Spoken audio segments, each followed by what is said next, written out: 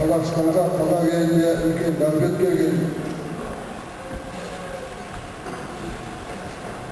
саяси қуғын-сүргіннің нәтижесінде көптеген қазақ халқының арыстары, алашорданың арыстары қуғын-сүргінге түсіп, атылып, ұзақ мерзімге сотталып, айдалып, одан кейін ашаршылық басталып, одан қазақ халқының үстіне бірі құрылды.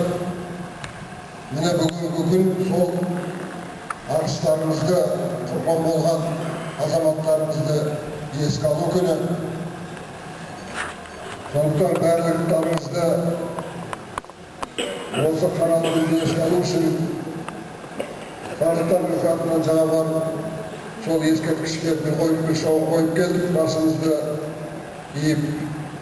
Сондықтан барлығыңызды орындарыңызда тұрып, сол бір минут суарттың естелік ретінде сөз жариялаймын.